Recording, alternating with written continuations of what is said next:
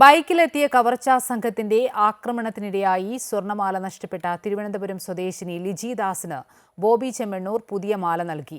നഷ്ടപ്പെട്ട 1.5 പവൻ മാലയുടെ സ്ഥാനത്ത് ബോച്ചെ ചാരിറ്റബിൾ ട്രസ്റ്റിന്റെ ഫണ്ട് ഉപയോഗിച്ച് വാങ്ങിയ 7 പവന്റെ മാലയാണ് ലിജിയുടെ വീട്ടിലെത്തി കൈമാറിയത്. ആക്രമണത്തെ ചെറുത്തുനിന്ന ലിജിയുടെ മനോധൈര്യത്തിന് പ്രോത്സാഹന സമ്മാനമായാണ് ബോച്ചെ സ്വർണ്ണമാല നൽകിയത്. അയാളുടെ പണി തീർന്നേനെ. നിങ്ങളുടെ ആ ധീരതയുണ്ടല്ലോ, ആ ഒരു ചങ്കുറ്റം നമ്മൾ പയറ്റി നോക്കി അങ്ങേയറ്റം.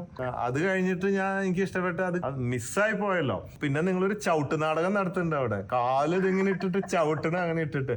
അപ്പൊ ഞാൻ ആലോചിച്ചു, ഓരോ ചവിട്ട് ആ കള്ളനുള്ളതായിരിക്കും കിട്ടിക്കഴിഞ്ഞിരുന്നെങ്കിൽ. സ്ത്രീകൾക്ക് ഒരു മാതൃകയാണ്. പേടിക്കാതെ ധൈര്യത്തിൽ ആണാണെങ്കിലും കൈ നോക്കാം എന്നുള്ളത്. അതിന് ആ ചങ്കുറ്റാണ് എന്നെ വിളിക്കാൻ തോന്നിപ്പിച്ചത്.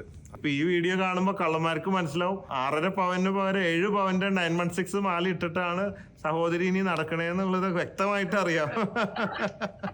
സൂക്ഷിച്ചൊക്കെ മുമ്പോട്ട് പോവാ. ഈ സ്വർണം പോയാലും നമുക്ക് തരാൻ കുഴപ്പമില്ല, ആരോഗ്യം നോക്കണം. വലിയ അപകടത്തിൽ നിന്ന് രക്ഷപ്പെട്ടത്.